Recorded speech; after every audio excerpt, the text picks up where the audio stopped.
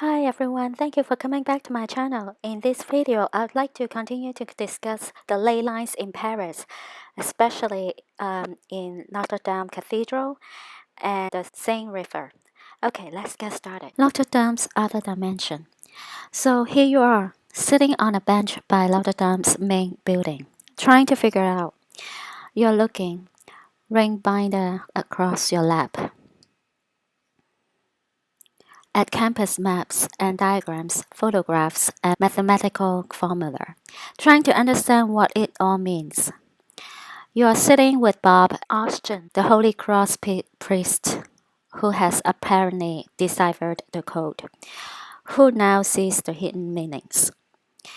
It's quite an elaborate scheme, suggesting the campus was originally mapped using a divine geometry, that buildings and statues were placed according to solar movements, that ley lines, those invisible schemes linking ancient ceremonial sites, and believed by some to resonate with electrical or magnetic forces, intersect in front of the main building. So the two of you are poring over the evidence measured and charted to overlay a whole new dimension to what you have known all along. The Notre Dame campus is a very special place. Austin's explanation begins with ancient Greeks who saw mathematical symmetry in the universe and devised a mathematical system called gematria. They and ancient Hebrew priests of the Kabbalah practiced. This system assigned numbers to characters of the alphabet, giving words a numeric value. It was a double read, says Austin. It prompted a remarkable, fascinating, magical, mystical, alphanumeric language that escapes most of us today. But to practitioners, including Christians in later centuries, a correspondence between the word and its numerical equivalent was meaningful, and that meaning would be found in nature and expressed architecturally. For example, the biblical phrase Lord is equal to 800, Jesus is equal to 888, and Christ is equal to 1480 adds up to 3,168, a number consistent with other biblical appellations and a measure found throughout European church architecture and as the Acropolis in Athens. At Stonehenge, the long side of the station stone is 3,168 inches. The perimeter of a square around Stonehenge's bluestone circle is 316.8 feet, and the mean circumference of its southern circle is 316.8 feet, and the number that squares the circle of the Earth is 31,680 miles. Leonardo da Vinci, Gaston explains, incorporated such dimensions into his art and architect. He thought it godlike to square the circle, or to design a circle in a box. The Earth, whose diameter is 7,920 miles, would be enclosed in four-sided box with 7,920 mile size, a box whose perimeter is 31,680. Medieval artists and architects, says Austin, were fascinated by the elegance of such measures and often designed sacred structures accordingly.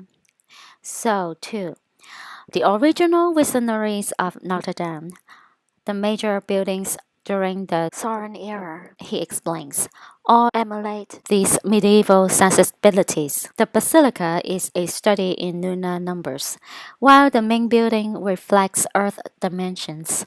The design of sacred buildings and the grids upon which they were built always involved a relationship to the author of the cosmos, the prime geometer. Austin goes on, digging deeper into Notre Dame's past, into the transactions of Catholic priests, carving out plots in the Potawatomi frontier.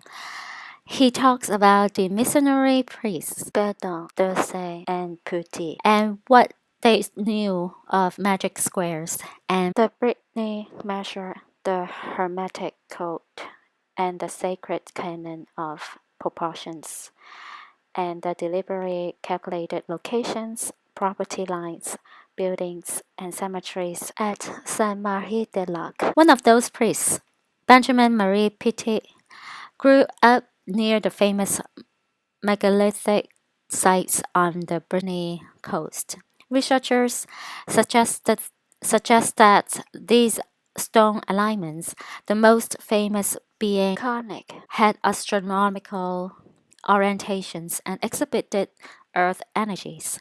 According to Austin, Petit studied theology in Paris at Saint-Sulpice, where he was a classmate of Alphonse Louis Constant. The seminary taught the Hermetic arts, says Austin, which dealt with magic squares and other sacred codes evident at holy sites as diverse as the Temple of Solomon, the Temple of Zeus at Olympia, the pyramids of Egypt, the Colossus of Rhodes, and, well, Notre Dame. Stéphane Badin, Austin says, followed Petit's lead as he mapped the place that would become Notre Dame according to a kind of Bodin code, reminiscent of the Brittany measure, whose integral number is golden proportion, is 618.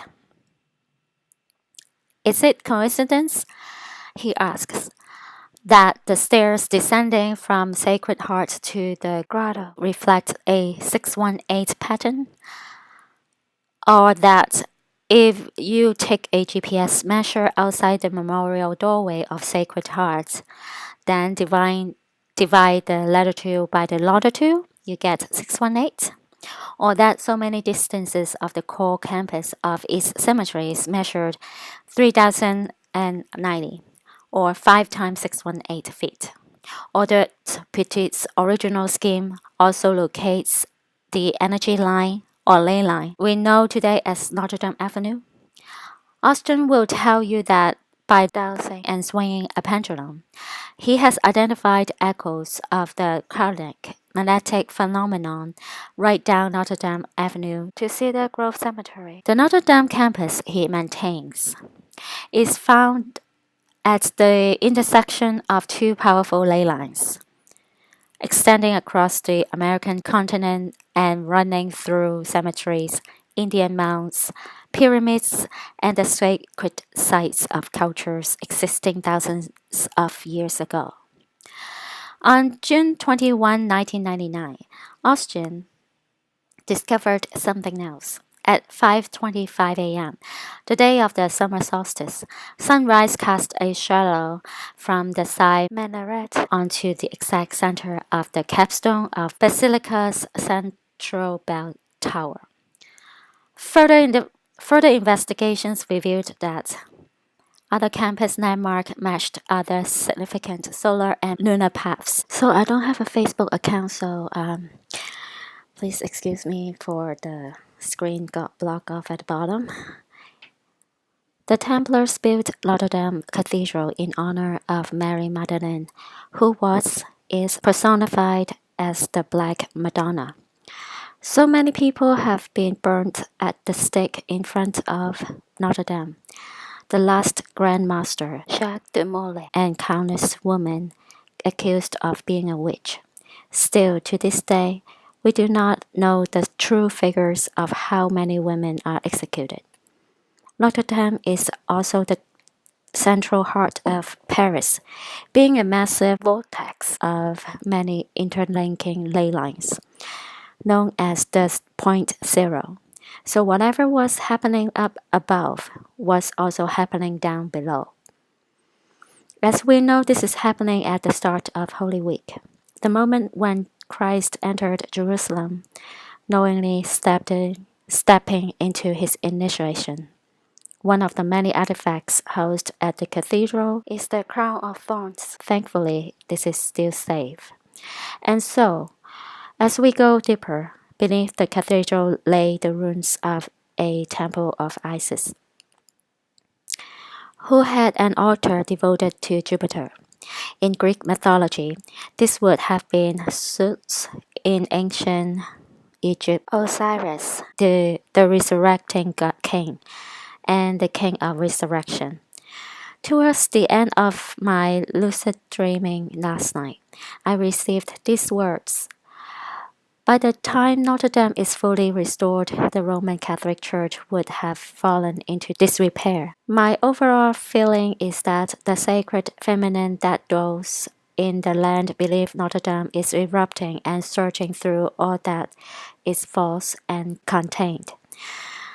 As she opens the path like a fiery phoenix, so the utter pristine purity of the true kings shall arise.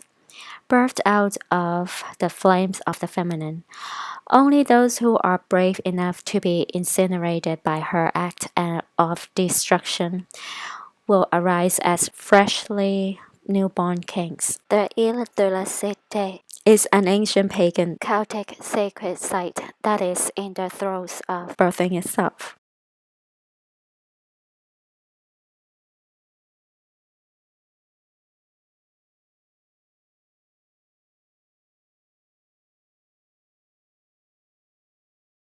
A few more thoughts to ponder about the burning of Notre Dame. So this is the island that Notre Dame here reside on. And this is the River Seine, the heart of Paris, the 0 point. This powerful cathedral is considered to be the very heart of Paris, the 0 point, at the center of a powerful vortex of interlacing ley lines. And of course, as we know, most churches are built on the sacred grounds of former temples or mystery centers. Beneath Our Lady lay the ruins of a temple to Isis. The Templars built this cathedral in the 12th century in honor of Mary Magdalene, personified as the Black Madonna, symbol of the sacred wisdom of the divine feminine. And so, the former Egyptian Isis had been renewed and crowned by them, Queen of Paris. Here. You can see a statue of Saint Mary Magdalene outside the western door, to the right of the portal of the Virgin, between the main entrance and the portal of the Last Judgment. The statue of Saint John of Arc inside on the south wall of Notre Dame features a key symbol linking her to Saint Mary Magdalene. A distinctive pouch hanging from her belt mirroring the iconographic item traditionally depicted on the belt of Mary Magdalene. By the Middle Ages of the goddess, Cybele had become another name of the divine feminine, Our Lady of Wisdom, or Lady Philosophy of the French alchemist. Cybele, as goddess of philosophy, is also portrayed on the western portal of Notre Dame. She has her feet on the earth and her head in the heavens. She holds two books, one open and one closed, symbols for exoteric and esoteric knowledge. Leaning on her breast is Jacob's ladder, which represents the gradual path of knowledge, leading to her scepter of wisdom in divine union.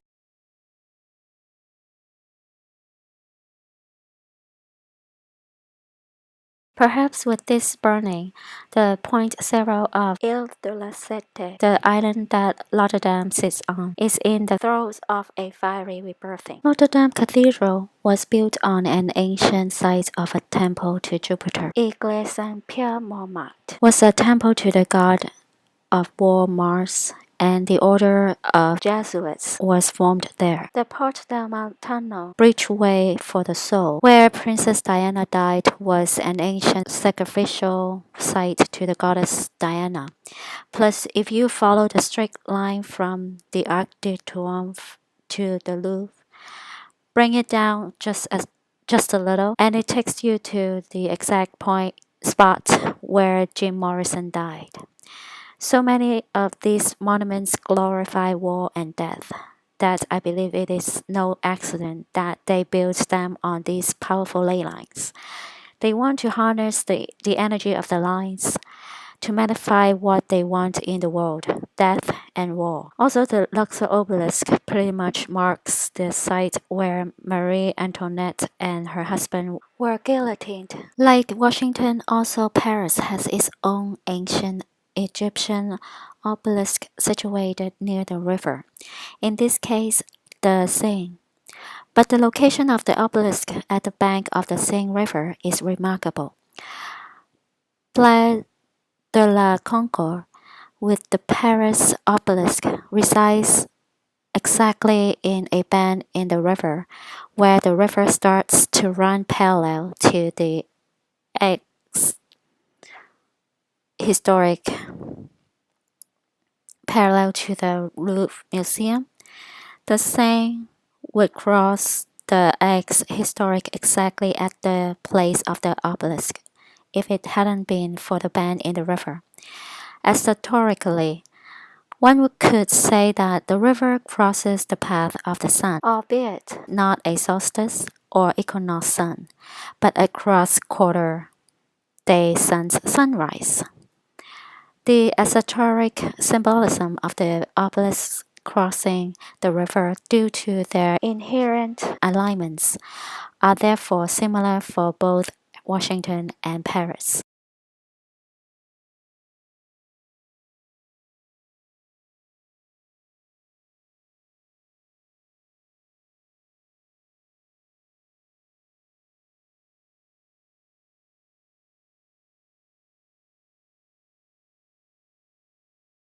Seine crosses the X historic exactly at the Plaque de la Concorde with the obelisk. Okay, I hope you guys like this video. I'll talk to you guys in the next video. Bye.